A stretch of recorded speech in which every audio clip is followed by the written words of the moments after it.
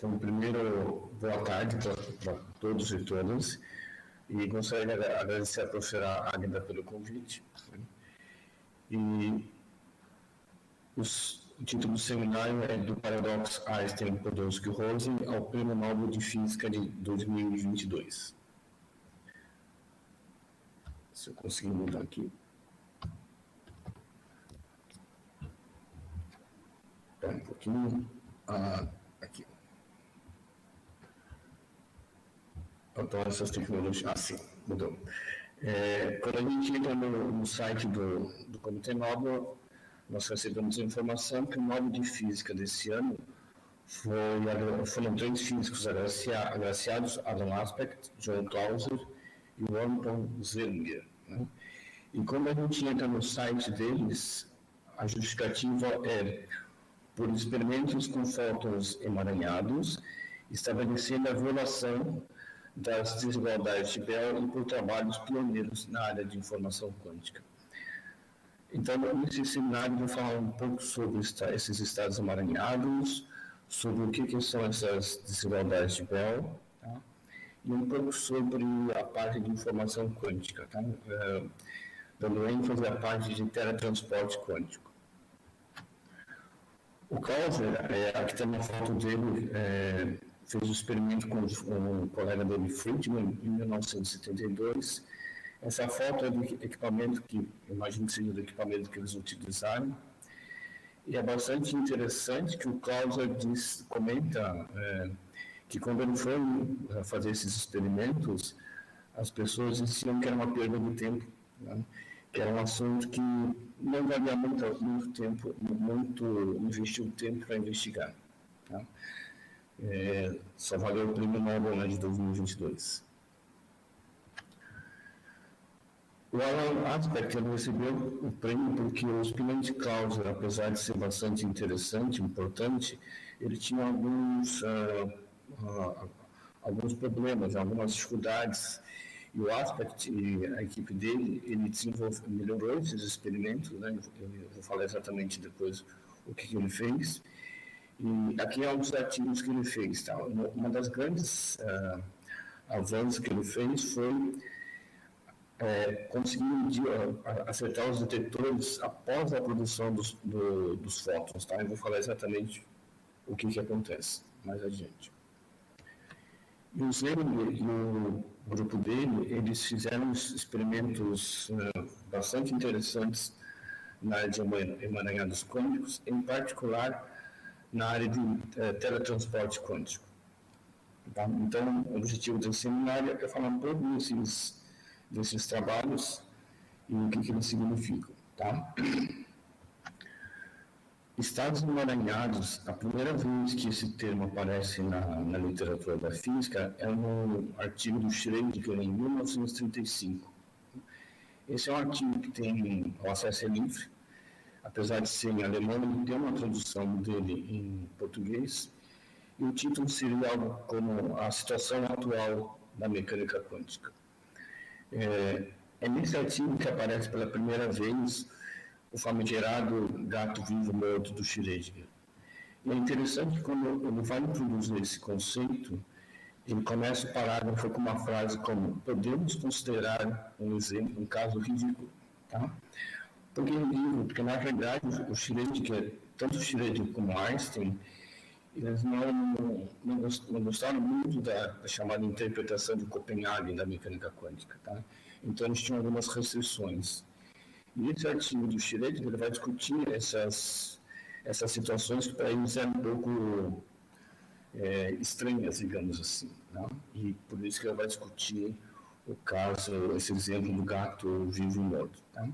Esse é um assunto bastante interessante, mas isso vai ficar para uma outra vez. Mas o que é o estados emaranhados? Tá? O estado emaranhados é uma propriedade muito importante da mecânica quântica, junto com os chamados estados de superposição. Lembrando que estado de superposição significa assim: se eu tenho um estado A e um estado B, eu posso ter uma superposição desses dois estados. E para que a gente tenha estados emaranhados, eu preciso ter pelo menos 2 sistemas, ou 2 partículas. Tá? Eu não tenho estados emaranhados de um único sistema. Eu tenho que ter dois sistemas que, em algum momento, eles vão entrar em contato. Então, eu vou considerar um caso de superposição aqui primeiro. Esse é um exemplo que o estado não é emaranhado, tá? Mas aqui eu tenho um estado de superposição em que a primeira partícula que eu estou representando por esse símbolo aqui, 1, né, em vermelho, ele está no estado 1. A segunda partícula está no estado 1 também. E ele está no estado de superposição em que a primeira partícula está no estado 1 e a segunda partícula está no estado 2. Tá? Essas coisas aqui, para quem ainda não estudou, são chamados vetores de estados. Tá? E uma coisa importante, assim, a ordem deles tem que ser mantida. Tá? Eu não posso trocar a ordem deles aqui. Esse estado ele pode ser fatorado, ele pode ser escrito dessa maneira aqui. Eu coloco o estado da partícula 1 em evidência, e aqui na parte preta é o estado da partícula 2. Então, a partícula 1 não está em superposição, tá? E a partícula 2 está em superposição. Esse é um estado que não é emaranhado. Tá? Mas eu posso ter um estado dessa maneira aqui, em que a partícula 1 está no estado 1, a partícula 2 está no estado 2, em superposição com o estado que a partícula 1 está no estado 2 e a partícula 2 está no estado 1. Esse é um exemplo de um estado que é emaranhado, porque eu não consigo fatorar ele, eu não consigo escrever de uma forma que o estado da partícula 1 está de um lado e o estado da partícula 2 está do outro lado, e a gente faz um produto exatamente separado. Tá? O estado emaranhado eu não sei exatamente que propriedade da partícula 1 e qual que é a propriedade da partícula 2. Falando de uma maneira bastante simples assim. Tá? Esse estado em particular a gente vai trabalhar um pouco mais adiante. Tá? O que são esses estados? Pode ser, por exemplo, spin da partícula. Spin da partícula mais 1 ou spin da partícula menos 1. Se alguém quiser pensar no modelo clássico, isso poderia ser cara e coroa de uma moeda. Tá? Só que teria que ser uma moeda quântica, né? Não pode ser uma moeda clássica. O chamado paradoxo Einstein-Podolsky-Rosen, ele é conhecido como o artigo EPR, e tem origem no artigo que o Einstein publicou em 1935. Tá? E pelo título do artigo, a gente já vê que ele está levantando um questionamento sobre a mecânica quântica. O título é: será que a mecânica quântica é uma teoria completa para descrever a natureza, a realidade física? Tá? E o que o Einstein, o Podolsky e o Rosen eles vão discutir nesse artigo é que se a gente escrever um sistema com a mecânica quântica, completamente com a mecânica quântica, a gente vai chegar numa situação de paradoxo. Tá? Então, é importante dizer assim, o artigo ele utiliza todo o ferramental da mecânica quântica. Tá? Ele analisa esse estado de emaranhamento, aquele estado de emaranhamento que foi introduzido pelo Schrödinger. Tá? Ele vai considerar duas partículas que alguns no estado inicial entraram em contato e ficaram emaranhados. Essas duas partículas vão passar por duas fêmeas, tá? E eles vão analisar o que acontece com o par, posição e momento. Tá? Eles vão pegar o par, posição e momento porque as grandezas conjugadas que aparecem no princípio da incerteza.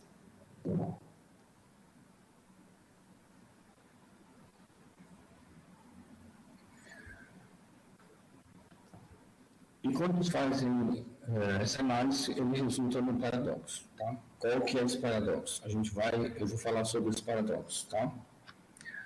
Mas eu vou utilizar uma construção que não é devido ao Einstein, não devido ao artigo do EPR, mas é uma construção que é devido ao Bohr-Mahalanov. É de um artigo de 57, se não me engano. Tá? Então, 20 anos depois do trabalho do Einstein.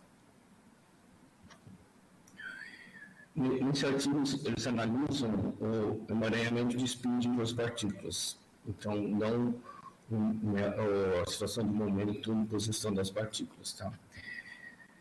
Isso facilita bastante a descrição e também foi importante porque é mais fácil você testar isso experimentalmente do que quando você tem emaranhamento de posição no momento.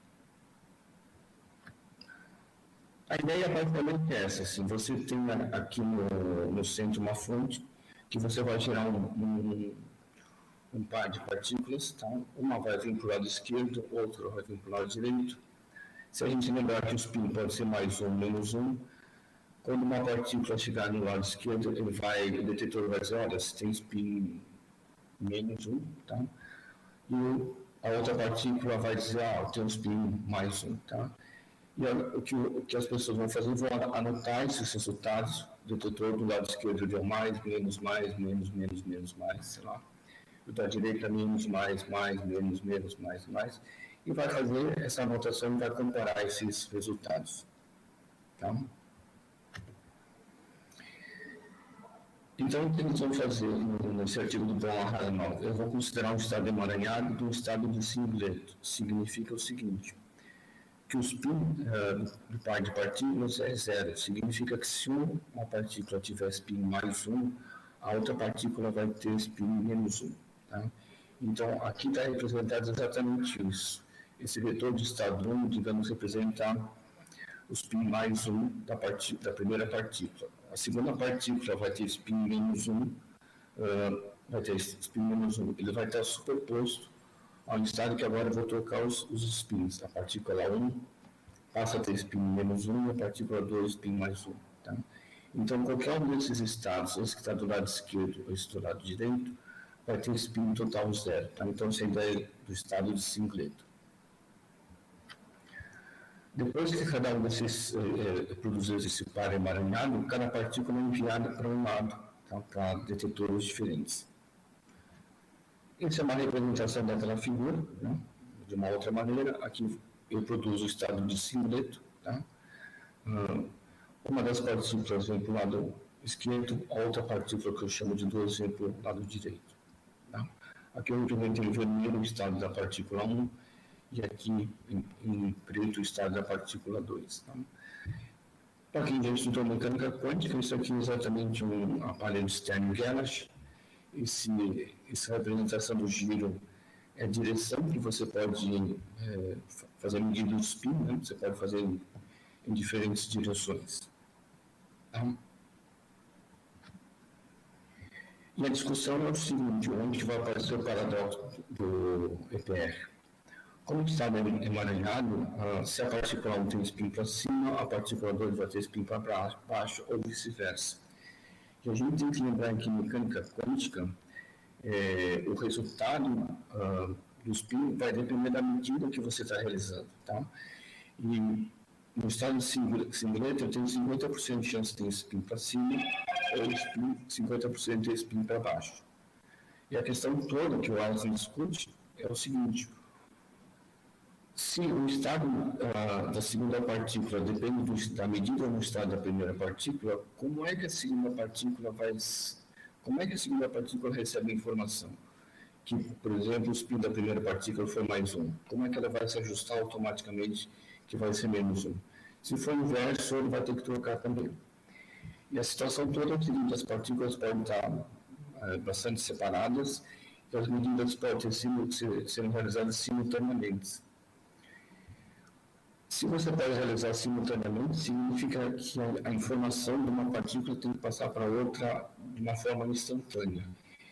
E isso seria uma violação do princípio da relatividade, que diz que as informações não podem se propagar mais rápido que a luz. Tá? Então, como isso é uma coisa inaceitável, no artigo EPS fazem a proposta que a mecânica quântica seria uma teoria incompleta. Por que teoria incompleta? Porque na construção de Copenhagen, a ideia é que a função de onda contém todas as informações sobre o sistema. Tá? Então, qualquer informação, eu vou lá na função de onda e meço. Mas a partir do momento que você tem o spin probabilístico, e se a ideia do spin probabilístico que você tem nesse experimento, aparentemente a necessidade de passar a informação em velocidade mais rápida que a luz, isso é um paradoxo. como eles sabiam que a mecânica quântica funciona e funciona muito bem, a proposta deles é o seguinte: bom, a mecânica quântica funciona, mas é uma teoria incompleta. Se a gente tivesse uma teoria completa, ela deixaria de ser probabilística. É igual ao lançamento de moedas, tá? A moeda clássica, a gente faz probabilidade porque eu não tenho condições de ter todas as informações sobre a moeda, como é que ela foi lançada, sobre a resistência do ar. Se eu tivesse todas as informações, a princípio, eu saberia exatamente se a moeda vai cair cara ou coroa. Tá?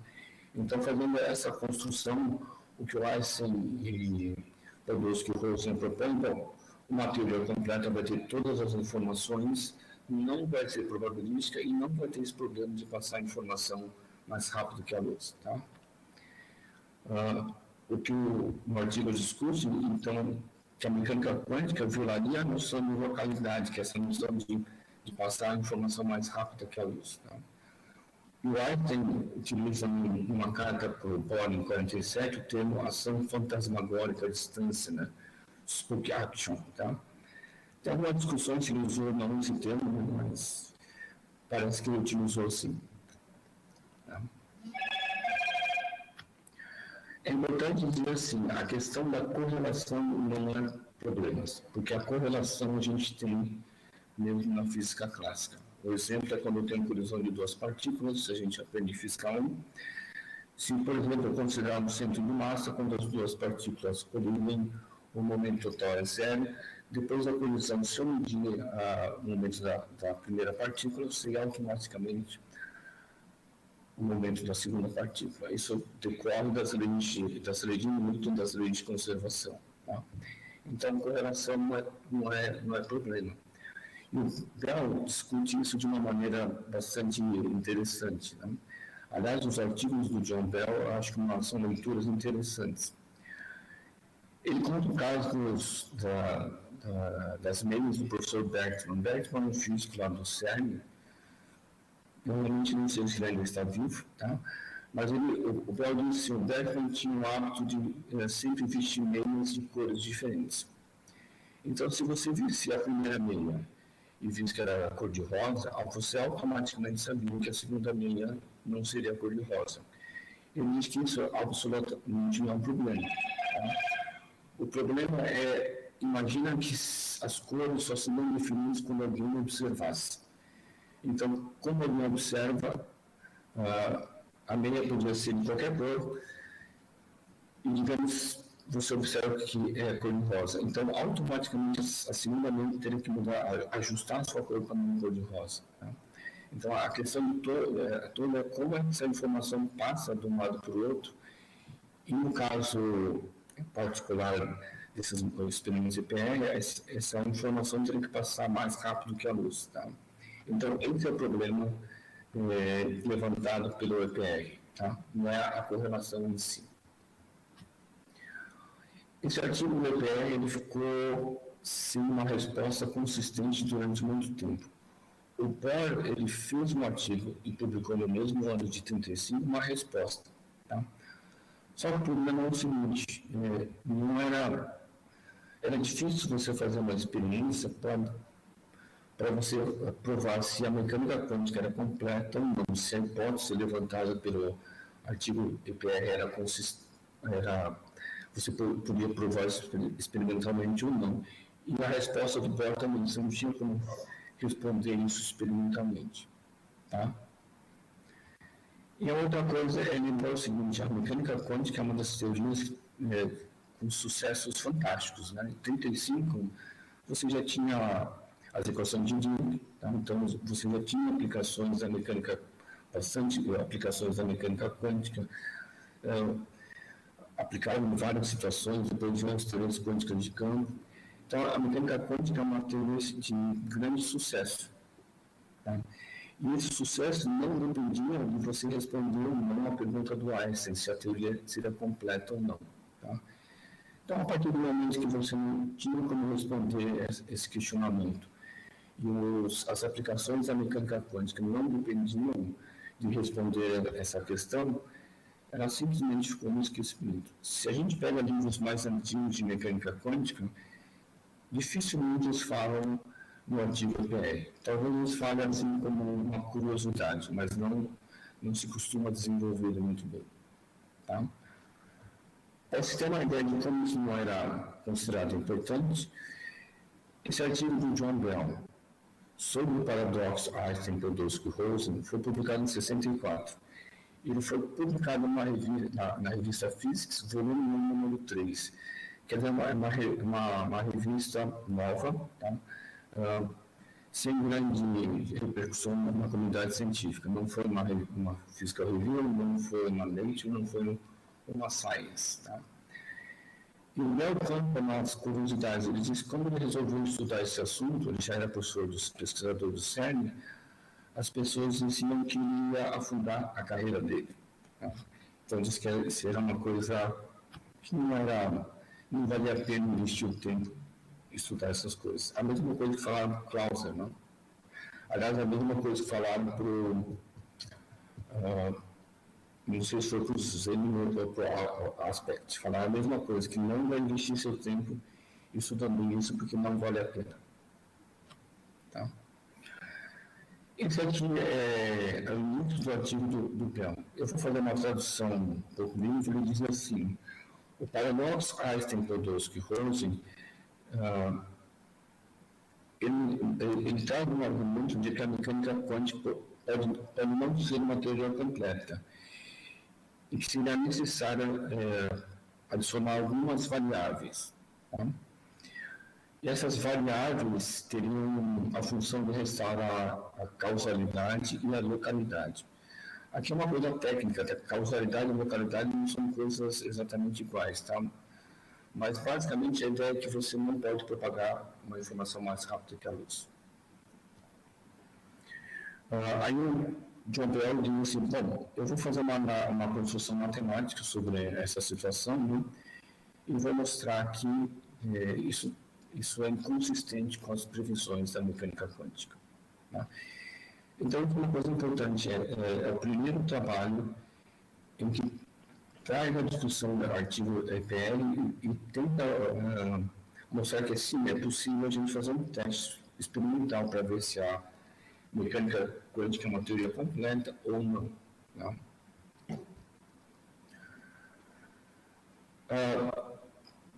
O artigo do Bell não é complicado, mas a redução das desigualdades do Bell é um pouco trabalhosa. Então, eu só vou apresentar os resultados e depois eu vou indicar como a gente pode obter essa desigualdade de uma forma um pouco mais simples. Tá? A ideia é o seguinte: eu vou ter novamente dois observadores, que eu vou chamar um de Alice e o de Bob, eles vão ser dois observadores. Tá?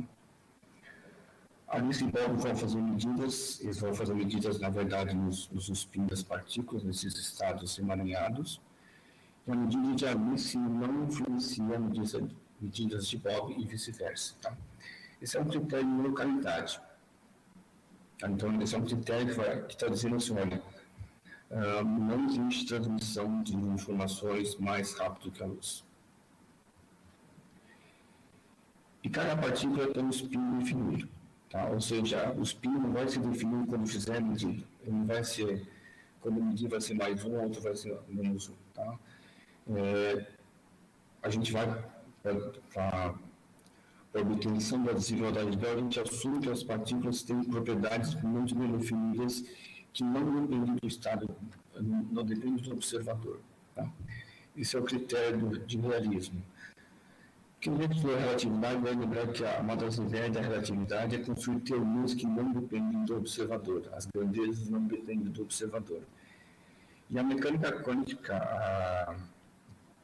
a interpretação de Copenhague, ele muda isso. Ele diz assim, os resultados experimentais dependem do observador. Tá? Isso era o que o Einstein não podia aceitar. Tá?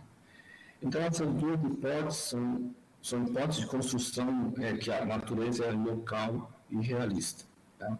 Local significa não existe propagação mais rápida que a luz de informações, e as grandezas físicas têm propriedades definidas independente do observador.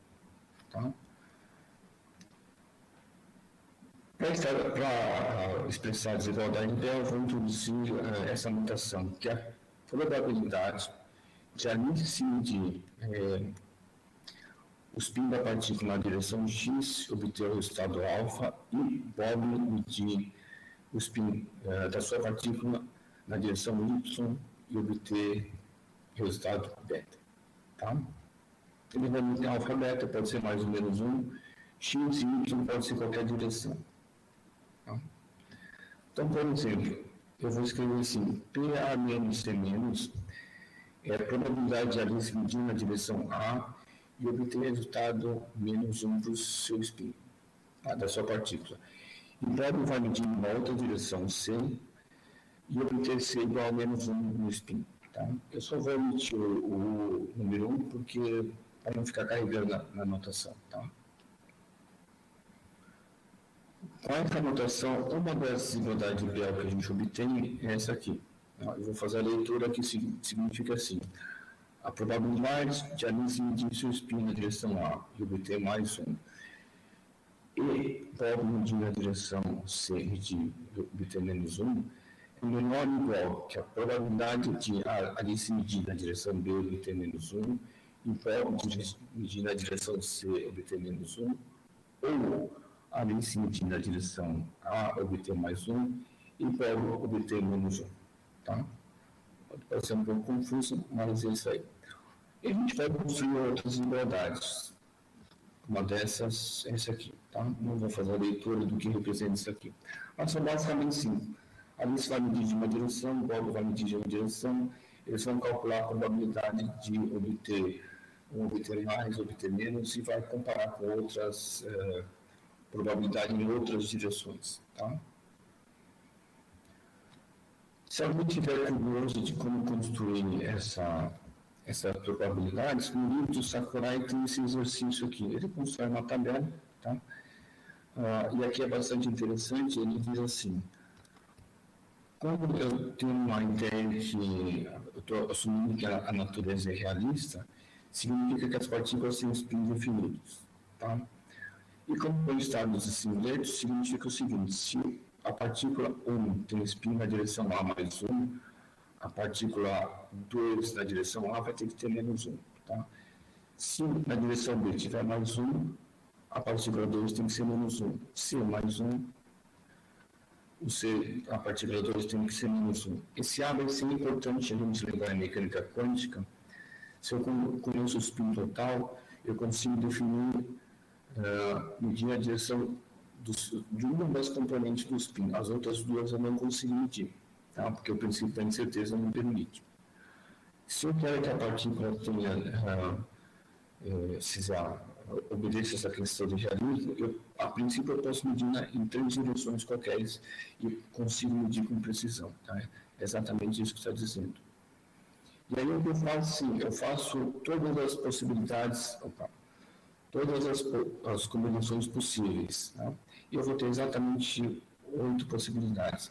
E a leitura das probabilidades se faz olhando essas tabelas aqui. Tá? Eu não vou entrar muito em detalhe, mas ele tem no Sakurai, é bastante, para quem tiver interesse, eu acho que vale a pena se dar uma lida. Tá?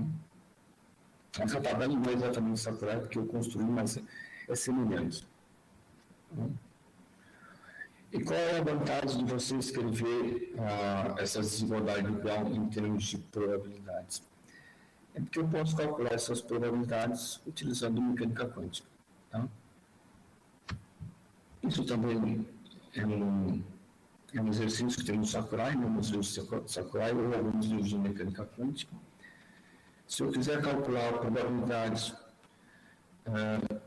de medir o spin na direção A obter mais e medir o spin na direção B obter mais, eu tenho essa expressão aqui, tá? Onde θB é o ângulo entre as duas direções, entre a direção A e B. Se eu quiser que o A seja positivo e o B negativo, eu tenho essa expressão aqui. Tá? Novamente aparece o ângulo das direções que eu estou medindo. Tá? Uma coisa importante, como aparece a quadrado, o sentido do ângulo não faz diferença. Tá? Eu posso medir do A para o B, do B para o A não faz diferença. Eu posso usar esses resultados que eu obtenho da mecânica quântica e colocar na desigualdade de Bell. Tá? Então, eu vou pegar esse caso aqui de cima, que é uma das desigualdades de Bell, e colocar as expressões correspondentes a cada uma dessas probabilidades que eu obtenho na mecânica quântica. Tá? Vai dar isso aqui. O ângulo entre A e B aparece aqui, o ângulo entre O e C aparece aqui, o ângulo entre o CB aparece aqui. E é sempre porque as direções são positivas, tá? Ó, é sempre mais um que eu obtenho. Aí é importante dizer, as probabilidades são obtidas via mecânica quântica. A desigualdade é uma desigualdade obtida pela construção do Bell, tá? E aí eu vou escolher algumas direções arbitrárias. Essa é a direção que eu vou escolher o C, que não precisa ser exatamente uma vertical, mas se o C está nessa direção, o A está para o lado direito, por um ângulo θAC, e o B está para o lado esquerdo, por um ângulo θCB. Tá? E o ângulo de A para B é a soma desses dois ângulos aqui. Como eu posso escolher um ângulo qualquer, eu vou escolher um ângulo de π sobre 4, ou seja, o C está separado do B por um ângulo de 45 graus e o A do C por 45 graus. Tá? É a direção dos seus detetores. E o B do A vai estar separado por 90 graus. Quando eu coloco esses ângulos nessa equação aqui, tá? Eu vou obter que meio é menor que 0,292, o que não é verdade. Tá? Então, isso indica que a mecânica quântica viola a desigualdade de Bell. Então, isso é a importância dos trabalhos de Bell. Ele consegue construir um conjunto de desigualdades que são válidas se a mecânica quântica não for completa e se existirem variáveis ocultas, né? E se eu quero manter que a natureza seja realista e local. Tá? A partir do momento que a mecânica quântica viola a desigualdade de Bell, significa que a natureza não pode ser local e realista. Tá? Alguma coisa tem que estar sendo violada aqui. O Clauser, o Clauser é o que ganhou o Nobel. Tá? Em 69, eles publicam uma nova desigualdade de Bell, chamada desigualdade CH-SH. Qual é a grande vantagem dessa desigualdade? A desigualdade original de Bell ele tem três direções, A, B e C. E essas três direções A, B e C são os mesmos que tanto a Alice e Bob vão utilizar. E a grande questão é o seguinte, eu posso ter uma situação que a direção A que a Alice escolhe não é exatamente igual à direção A que Bob escolhe, ele pode ter um erro experimental. Tá? É difícil você fazer as duas direções exatamente igual. Tá? E você vai ter que ter três direções A e B, C, A, B e C tem que ser exatamente iguais para Alice e para Bob. Isso é muito difícil de a gente conseguir fazer experimentalmente. E essa diferença de ângulos pode fazer com que seja responsável pela violação da desigualdade de Bell e não tenha nada a ver com a questão da mecânica quântica. Tá? Então, o que o Clauser, o Holtz desenvolve é uma nova desigualdade em que Alice e Bob Alice escolhe duas direções e Bob escolhe duas direções diferentes, tá? Então, Alice escolhe a direção que eles chamam de Q e R e Bob direção A e T, tá? Então, por exemplo, o Q de Alice poderia ser na horizontal e de Alice o R 45 graus. O de Bob poderia ser não exatamente na vertical e ter de 35 graus diferença, tá? Então, as direções não tem que ser exatamente, não precisam ser iguais, tá? Esse aqui é do livro do Nielsen Schwank, tá? Esse é um livro, assim, para quem tiver interesse em estudar computação quântica, informação quântica, é um livro bastante didático, é bastante interessante, é um livro que já tem mais de 10 anos, mas é um livro que vale, eu gosto bastante dele. Tá? Existem livros mais modernos, mas a base está lá. Tá? E lá, nesse livro, eles deduzem essa desigualdade, tá? Em que o E é o valor médio. Tá? Então, se o valor médio de Alice medir na direção Q e Bob na direção S, somado a média de Alice de medir na direção E e Bob na direção S, e assim sucessivamente, isso vai ser menor igual a 2. Tá? Isso aqui é muito difícil de ser obtido, porque os maiores valores, como as maiores valores são maiores, os valores estão entre mais e menos 1, o maior valor médio que você pode obter é 1 para todos os casos. Então, você vai ter um aqui, um aqui, um aqui e um aqui. Então, você vai ter 3 menos 1 é 2, tá? Esse é o valor máximo que você pode medir. Qualquer outro valor vai ser menor do que isso aqui, tá? Então, isso aqui é muito difícil ser medido, tá? Ser obtido. Se a gente vai para a mecânica quântica, eu sei calcular essas médias, não tem problema, contanto que eu saiba exatamente quais operadores que eu vou utilizar, quais os ângulos que eu vou utilizar. Numa escolha particular, né, você obtém que o valor médio de medida que é S mais o valor médio de medida RS mais o RT menos QT, que seria um análogo quântico da relação acima, é igual a 2 raiz de 2, que é maior que 2. Tá? Então, novamente, a mecânica quântica viola a desigualdade dela. Tá? Isso quer dizer o seguinte, a natureza não é local e realista. Tá? Alguma dessas condições vão ter que ser violadas. Ou a mecânica quântica é não local e realista, ou a mecânica quântica é local e não realista, ou a mecânica quântica é não local e não realista. Tá? E alguma coisa tem que ser violada. A questão do ser não realista significa assim, que as propriedades físicas não são definidas como você faz a medida, elas não são independentes do observador. Tá? Isso, para o nível de física clássica, isso é um pouco inaceitável, mas é assim que funciona a mecânica quântica e é assim que experimentalmente é obtido isso. Tá?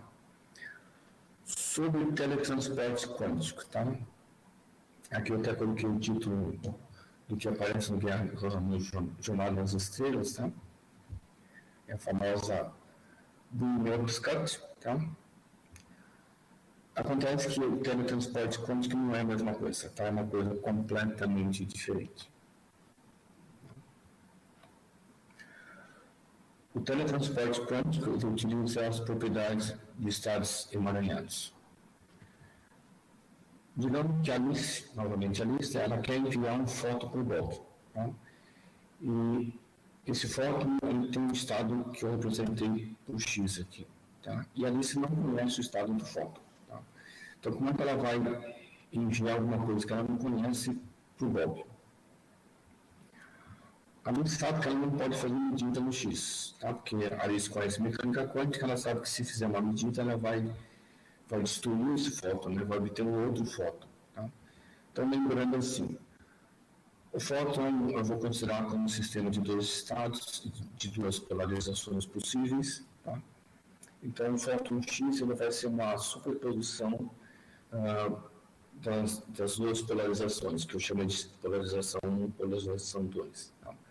Como ele fizer, se a gente fizer a medida no estado X, ela pode obter o estado mais 1 com uma probabilidade A ao quadrado, ou o estado 2 com uma probabilidade B ao quadrado. Ou seja, cada vez que ela fizer a medida, ela vai destruir o fóton e não vai saber exatamente, ela não tem como enviar esse fóton para o Bob. Como é que a gente vai fazer isso? A gente vai utilizar o teletransporte quântico. Tá? E como o teletransporte funciona? Inicialmente, Alice e Bob eles vão preparar um estado de dois fótons, então eles vão preparar os fótons que eu chamei de A e B e vão preparar um estado emaranhado. Tá? É um fóton que eles conhecem, eles vão preparar um estado emaranhado do A e B. Tá? A Alice vai ficar com o fóton A e e o polo vai ficar com o fóton B. Aí o que a Alice vai fazer? Ela vai pegar o seu fóton X que ela quer, né, quer mandar para o Bob e vai criar um novo estado emaranhado desse fóton X com o fóton que ela possui. Tá? No momento que ela faz esse estado emaranhado com o seu fóton, esse fóton vai também influenciar o fóton do Bob, tá? O fóton B do Bob. A Alice vai, com esse estado emaranhado do fóton X, que ela quer transportar com o fóton A, que está com a Alice, ela vai fazer uma série de medidas. Tá? Eu não vou entrar em detalhes que medidas, mas ela vai fazer uma série de medidas nesse par emaranhado. E ela vai obter resultados. Tá? A gente vai ver que ela pode obter 4 diferentes resultados. Por que 4 resultados diferentes? Porque o fóton é um fóton com 2 estados. Se ela fizer emaranhado com outro fóton que tem 2 estados, eu tenho 4 possibilidades. Tá? Então, ela pode ter uma dessas 4 possibilidades e vai enviar os resultados da sua medida para o Bob. Tá? Importante, quando a Alice fez a medida, o fóton dela desapareceu, tá? O fóton X foi destruído. Com o resultado dessa medida que a Alice fez e que o Bob recebeu, o Bob faz uma medida no seu fóton B. Tá? E no final desse processo de medida, o Bob vai obter o fóton X de Alice e a gente diz que o teletransporte foi completo. Vou desenhar mais ou menos qual a ideia. Tá? Isso aqui é do texto do Zelinger, é do Scientific American, acho que vale a pena ler também. Então, assim, previamente eu pego 2 fótons A e B e preparo um estado emaranhado. Tá? Eu pego esse estado emaranhado, um dos fótons vai para Alice e o outro vai para Bob. Tá? A gente vai pegar seu fóton X e vai criar um estado emaranhado com esse fóton A. E vai fazer um processo de medida aqui. Tá? No final da medida, como eu disse, ele tem 4 possibilidades. Digamos que ela obtém o resultado 3 aqui, representado por 3. Ela vai pegar essa informação e vai mandar para o Bob. Essa informação vai pelo que a gente chama de canal clássico. Tá? Ela vai mandar um WhatsApp, vai mandar um telefone, vai mandar correio, não importa. Tá? Mas ela vai mandar por um sinal no canal clássico, em que vai necessariamente com uma velocidade no máximo igual da luz. Tá? E quando a luz faz essa medida aqui, o fóton X dela desaparece.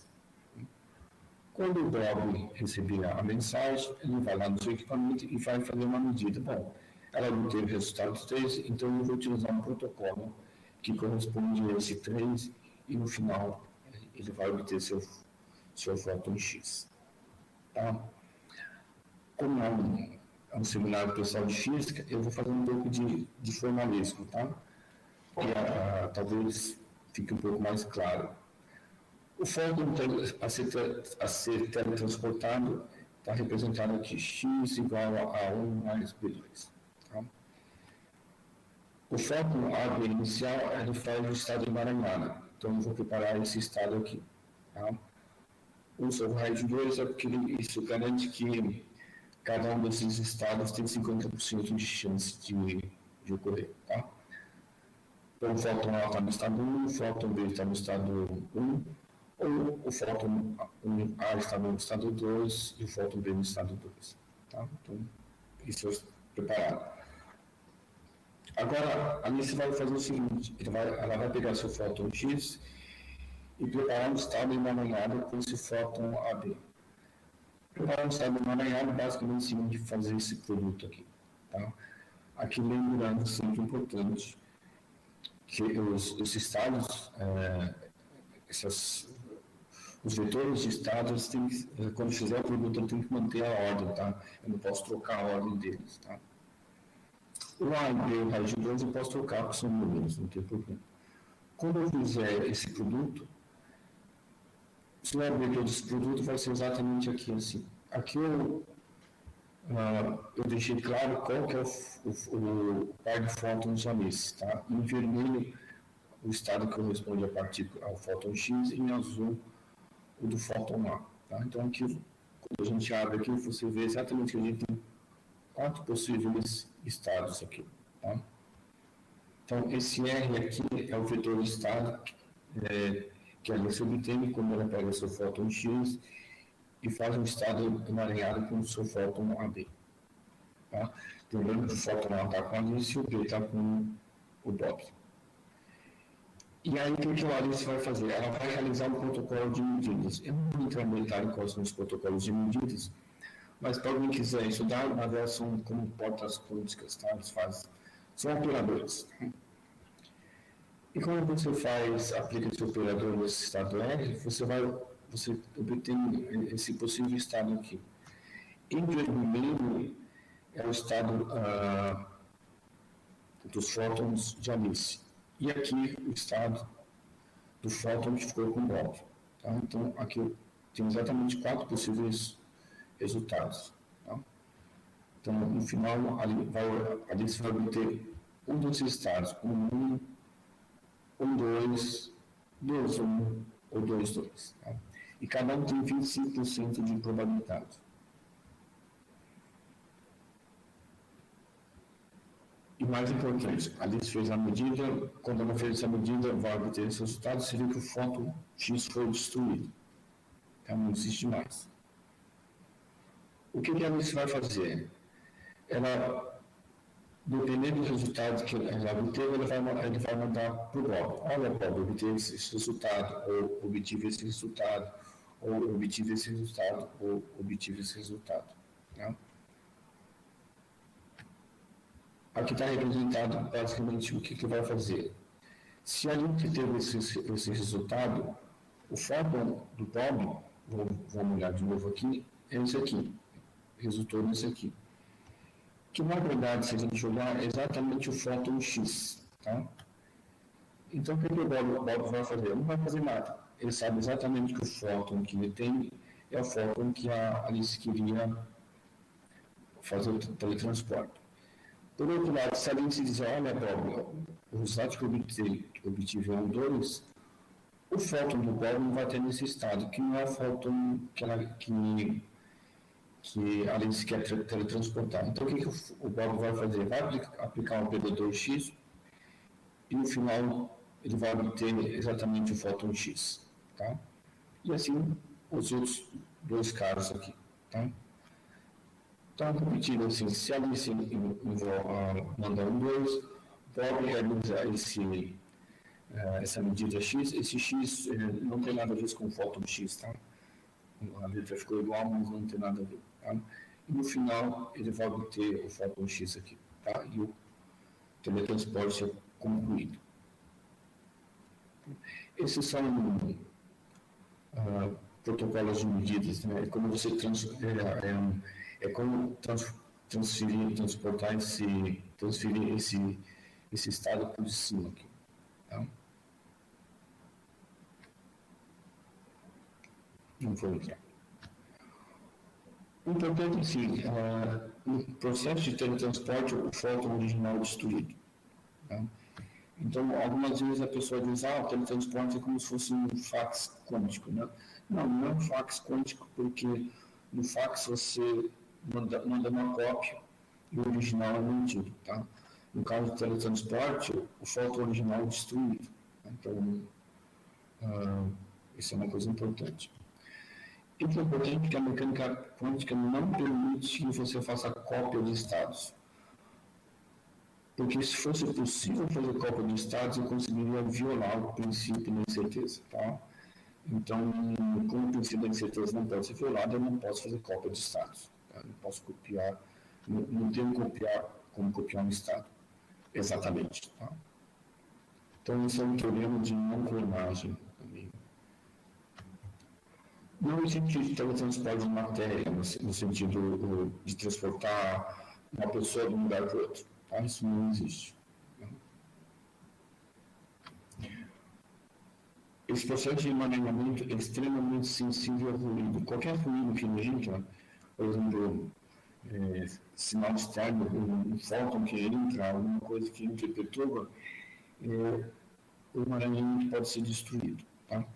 Uma coisa interessante que o Schrödinger achava que o emaranhamento é uma coisa que ia ser destruída. Se você separasse um pouco o sistema, o emaranhamento ia acabar muito rápido. O Zeeman fez experimento de teletransporte com os fótons separados com quilômetros de distância. Tá? Tem um experimento recente do pessoal da China que eles fizeram com distâncias muito maiores. Tá? Eu não me lembro exatamente qual a distância. Mas para você manter humanamente, você tem que... é um experimento bastante delicado. Tá?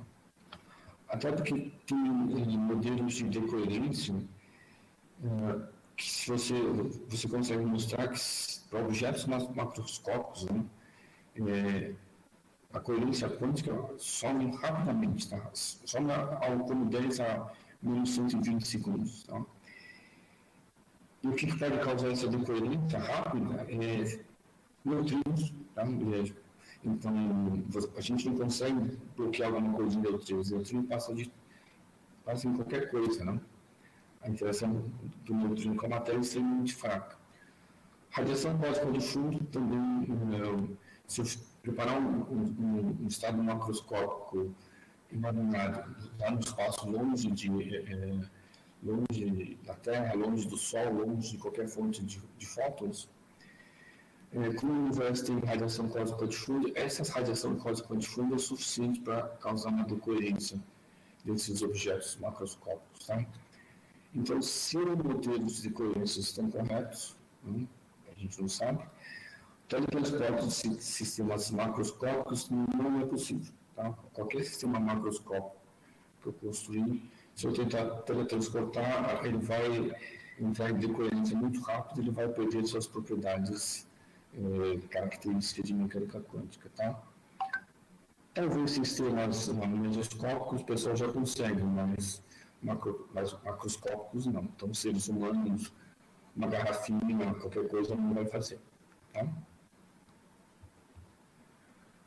Bom, basicamente isso que eu queria fazer, eu vou aproveitar e fazer uma propaganda para quem tiver interesse em ler um pouco sobre o teletransporte quântico, emaranhamento, sobre esses assuntos. Eu estou tentando manter um blog de divulgação que chama Física 7,5, tá? Então, para quem quiser procurar no Google, lá, Física 7,5, tem alguns textos lá sobre isso. Tá? A ideia é fazer um texto de divulgação não físicos, né? Ou pelo menos não muito técnicos. Né? Então, para quem quiser ler um pouco sobre teletransporte quântico, antes de entrar no texto mais técnico, eu vou fazer essa propaganda do meu blog. Tá? Se você não quiser entrar no blog, entra no CREF. O professor Lobo teve a gentileza de transportar esses textos lá no CREF também. Tá? Não foi teletransporte, foi um transporte comum. Tá? Lá tem vários textos lá. Tá? Aliás, vou fazer a propaganda do CREF. O Lobo disse que 90% das perguntas que você faz em física estão respondidas no CREF. E de uma certa forma é verdade. Tá? Então, basicamente era isso. Obrigado pela atenção. Eu espero que tenha sido um pouco compreensível o seminário e agradecer ao pessoal. Tá? Perguntas, estou à disposição.